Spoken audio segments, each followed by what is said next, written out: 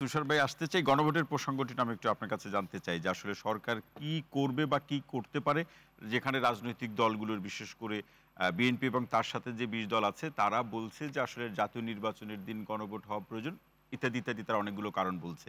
জামাত সহ যারা ৮ দল আছে তারা বলছে নভেম্বরই অর্থাৎ এই মাসেই অর্থাৎ নির্বাচনের আগেই গণভোট হওয়া প্রয়োজন। এখানে আসলে কিছু বিষয় রয়েছে যেটা আমাদের বাস্তব জ্ঞান দিয়ে বিবেচনা করতে হবে। কেউ কি এটা মনে করবে যে এই মাসের মধ্যে গণভোট আয়োজন করা সম্ভব? গণভোট আয়োজন করতে গেলে তো গণভোটের শর্ত পালন করতে হবে। সংবিধানে গণভোটের আইন নাই, একটা আদেশ জারি করতে হবে। আদেশ জারি করে গণভোটের একটা আইন প্রণয়ন করতে হবে। তারপরে সেই আইনের অধীনে গণভোট করার জন্য গণভোট নির্বাচন কমিশনের মাধ্যমে গণভোটেরও তফসিল হয়। গণভোটের প্রচার প্রচারণার জন্য একটা সময় দিতে হবে এবং তারপরে গণভোটের বিষয়গুলি মানুষকে বুঝিয়ে বলার জন্য হ্যাঁ বলা এবং না বলা দুই পক্ষকেই প্রচারণাতে অ্যালাউ করতে হবে।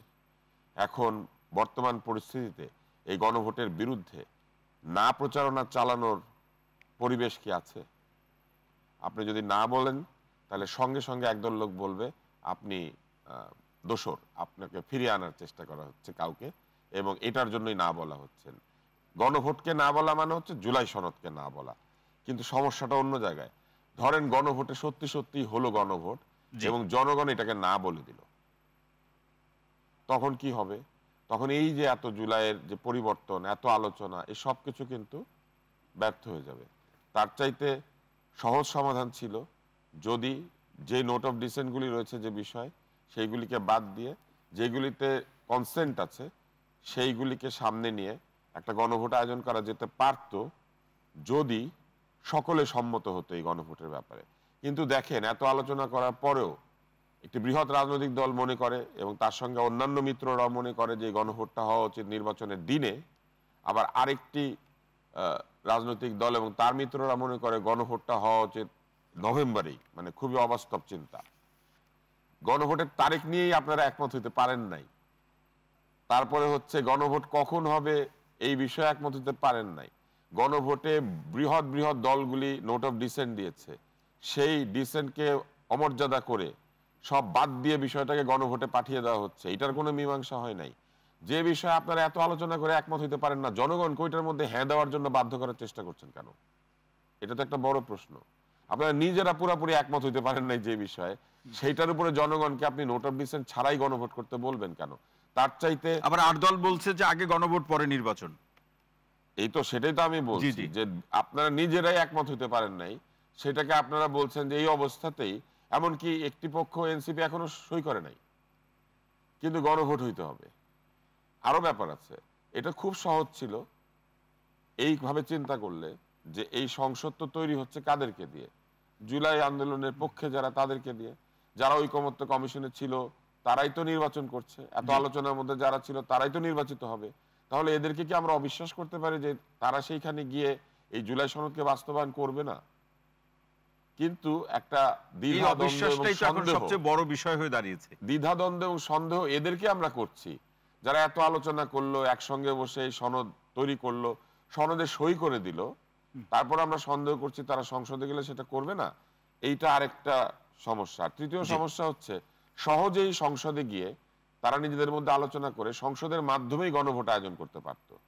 তাতে করে এই যে জটিলতা, আদেশ দেওয়া, তারপরে এই যে কি বলে আইন প্রণয়ন করা, তারপর হচ্ছে আবার বৈধতা দেওয়া, এত কিছুর প্রয়োজন হতো না।